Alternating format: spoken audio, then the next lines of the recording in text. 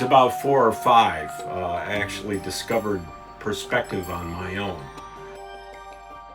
So I was drawing and I realized that I could make a house have perspective. So that was my first artistic experience. So by the time I was about 11, I started with a private teacher and began to paint when I was That's about a big 11. jump, though. Learning perspective on your own. That was, yeah, I don't think I learned until high school. yeah. It was a big leap, yeah.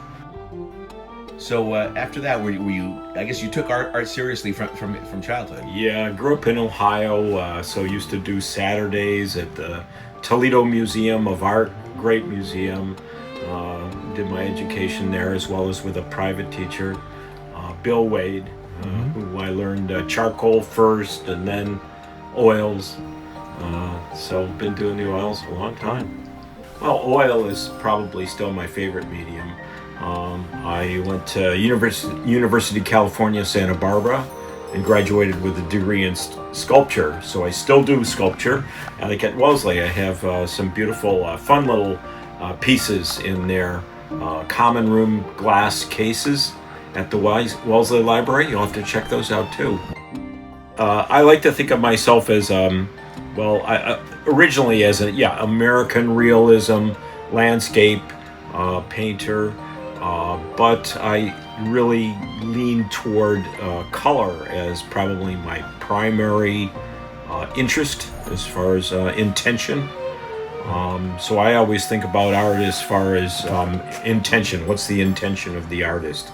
Landscape fits my bill really well because of the interest in color and how the landscape really envelops the spirit of the land. And so that's really my emotional intent.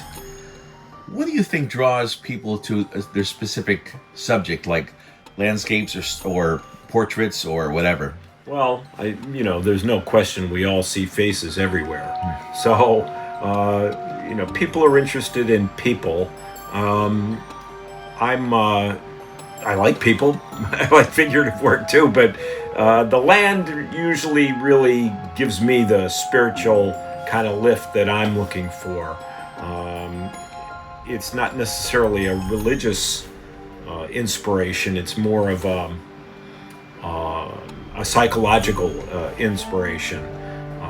And of course, color is a big medium for expressing the land, the environment, where we live. How do you feel when you paint? Oh, lost. You could just go off. That's the beauty of painting, is you're in another world. It's also art is really for me is an emotional experience. So it's a growth pattern as well. So in art, at least in my art, I'm always seeking for greater truth. If that's, if you can use that term, is that God? Is that spiritual? Is it something more? Certainly cosmic, a cosmology of oneness. That's the growth pattern that I see for most artists. Most artists, if they continue to do art, they're searching for something. Do you have artistic heroes? Oh man, sure. Grew up with Arthur Schiller and Edward Hopper, George O'Keeffe, so many wonderful artists. Frida Kahlo, of course, the Mexican spiritualists, and certainly a great love and tradition of painting. My son has really gained or grown my interest in the Renaissance masters and medieval art as well, for the intellectual capacity. It's interesting to me that people long ago asked the same questions we're asking now, and they answered them in their own way. And sometimes people are looking for answers and they don't find them. But if you go back in history and look, you see that people have been asking those same questions for centuries and centuries, and it's the inspiration of humanness to see the variety of answers.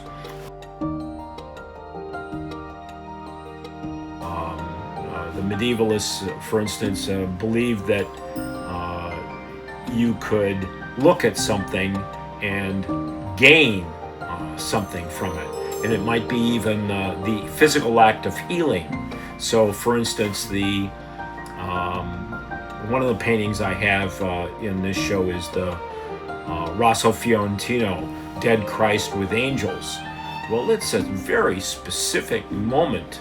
It's the moment between life and death. So Christians know it as the Easter story, but it really is an idea that goes well beyond just Christianity. That moment between life and death, the moment between of where do we go? What are we doing here? Why are we here?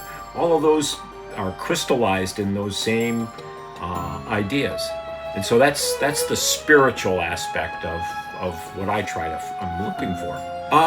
Well, I think everybody has their own individual answers, and so I'm really just trying to be on a path to find the answers for myself. I can't say that my answers are the same answers for everybody. So one of the answers for me is to rein in your ego in order to be able to see the forest for the trees. Now, looking around at your art here in your studio, I see you go from very realistic to very almost abstract, or even abstract. Absolutely. Abstraction always comes from nature. So I still see the landscape in many of my abstractions. Of course, the abstractions, three elements I find in art. As I've already mentioned, intent. The second one would be color, which I've already mentioned. But the third one would be design. So if you take those ideas, you can switch them around any different way that you want. Perhaps your intent for a certain piece is color, as opposed to representation. And so the design, of course, of something non-representational is different than the design of something that is representational. So that's what I mean. You can flip those ideas around, and it gives you greater insight into each of the aspects. So I'm visiting your studio here, but do you ever do any plein air stuff? Or a lot of plein air stuff. I really love to be outside, so especially in the summer. Absolutely. Sure. I love to go out, and it's always more fun too to paint with friends. So plein air painting is a lot of fun. Well, I'm going to have an artist talk on September 20th. That's at the Wellesley Free Library in the Wakeland Room. I already mentioned I do have some sculptures in the common room glass cases as well. So everyone's invited. It's September 20th from 1 to 4. And please come. Let's talk about art.